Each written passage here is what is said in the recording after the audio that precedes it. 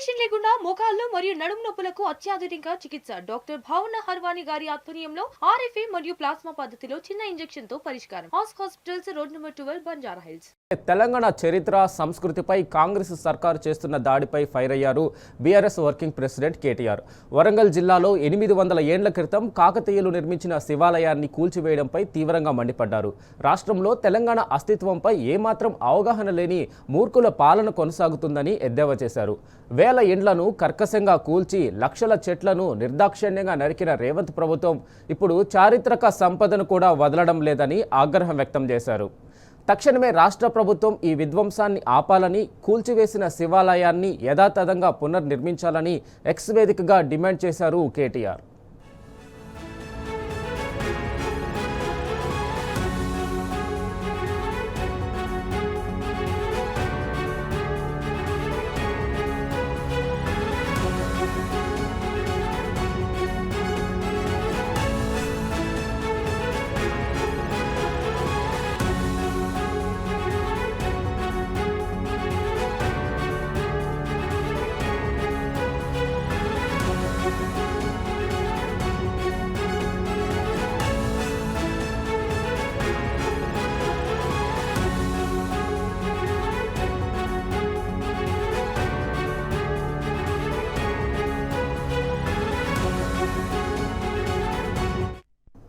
అదే అంశంపై పూర్తి అప్డేట్ మా ప్రతినిధి రవికాంత్ అందిస్తారు. రవికాంత్, చెప్పండి, చారిత్రక కట్టడాన్ని కూడా కూల్చడం వెనక కారణం ఏంటి? అసలు అధికారులు ఏం చేశారు?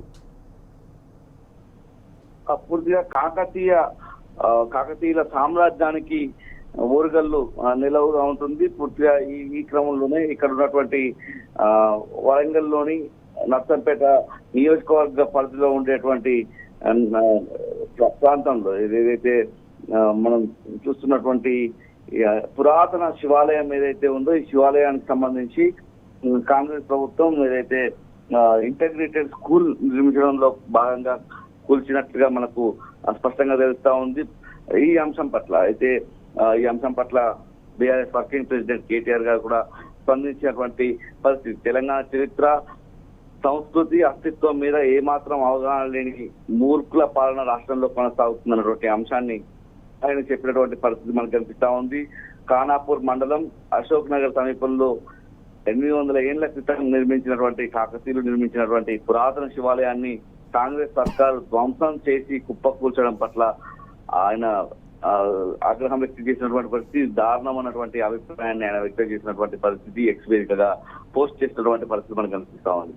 వేల ఇండ్లను కర్కశంగా కూల్చి లక్షల వృక్షాలను నిర్దాక్షిణ్యంగా నరికిన రేవంత్ సర్కార్ ఇప్పుడు చారిత్రక సంపదను కూడా వదలడం లేదంటూ రాష్ట్ర ప్రభుత్వం తీరు పట్ల చురకలంటించినటువంటి పరిస్థితి కూడా మనకు కనిపిస్తా ఉంది. తక్షణమే ఈ విధ్వంసం ఆపి శివాలయాన్ని పునరుద్ధరించాలని BRS working president KTR demand చేసినటువంటి పరిస్థితి కూడా మనకు కనిపిస్తా ఉంది. తెలంగాణ ఘన చరిత్రకు కాంగ్రెస్ సర్కార్ సమాధి కడుతున్నటువంటి పరిస్థితి కూడా మనకు కనిపిస్తా ఉంది.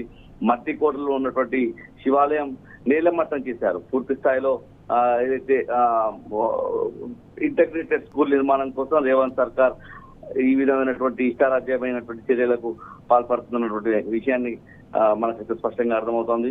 పురావస్తు శాఖకు కూడా ఈ సమాచారం లేనటువంటి పరిస్థితి. ఆ తర్వాత పురావస్తు శాఖ అయితే 2-3 రోజుల నుంచి ఇదంతా కూడా కొనసాగుతున్నటువంటి సందర్భంలో పురావస్తు శాఖ కూడా ఈ అంశం మీద స్పందించినట్టుగా మనకు తెలుస్తా ఉంది. పూర్తిగా కాకతీయ కట్టడం కూల్చివేతపై కేంద్ర సాంస్కృతిక మంత్రిత్వ శాఖ పరిధిలో ఉన్నటువంటి పురావస్తు విభాగం కేసు నమోదు చేసింది. ఈ అంశానికి సంబంధించి పూర్తి స్థాయిలో దీని మీద విచారణ కూడా చేపడుతున్నటువంటి పరిస్థితి మనకు కనిపిస్తా ఉంది. పూర్తిగా ఎవరైతే కూల్చివేశారో వీళ్ళ మీద చర్యలు తీసుకోవాలన్నటువంటి డిమాండ్ కూడా మనకు స్పష్టంగా వినిపిస్తా ఉంది. కాకతీయుల పాలనకు, కాకతీయుల వైభవానికి ఓరుగల్లు ప్రాంతమే నిదర్శనంగా ఉంటుంది. ఇక్కడ అనేక కాకతీయులు నిర్మించినటువంటి ఆలయాలు కావచ్చు, కట్టడాలు కావచ్చు ఉండేటువంటి సందర్భంలో ఈ భావితరాలకు అందించే విధంగా, భావితరాలకు కాకతీయుల సామ్రాజ్యానికి సంబంధించి కాకతీయుల ఆనవాళ్లను అందించాల్సినటువంటి రాష్ట్ర ప్రభుత్వం ఇంటగ్రేటెడ్ స్కూల్ నిర్మాణం పేరిట కూల్చివేయడం పట్ల చరిత్రకారులు కూడా ఆగ్రహం వ్యక్తం చేసినటువంటి పరిస్థితులు కూడా మనకు కనిపిస్తా ఉంది. అదేవిధంగా రాష్ట్ర వ్యాప్తంగా ఉన్నటువంటి చరిత్రకారులతో పాటు బీఆర్ఎస్ వర్కింగ్ ప్రెసిడెంట్ కేటీఆర్ కూడా ఈ అంశం మీద స్పందించినటువంటి పరిస్థితి. వేల ఇండ్లను కర్కశంగా కూల్చి లక్షల వృక్షాలు నిర్దాక్షిణ్యంగా నడిచిన రేవంత్ సర్కార్ ఇప్పుడు చారిత్రక సంపదను కూడా వదలడం లేదన్నటువంటి అంశాన్ని ఆయన చెప్పినటువంటి పరిస్థితి కూడా మనకు కనిపిస్తా ఉంది. హైదరాబాద్ లో మనం చూడొచ్చు, బుల్డోజర్ల పాలన కొనసాగుతుంది. బుల్డోజర్లు కాకతీయుల కట్టడాల మీద కూడా ఎక్కిస్తున్నటువంటి అభిప్రాయం ప్రజల్లో నుంచి కూడా వ్యక్తమవుతుంది. Right Ravikant, thank you.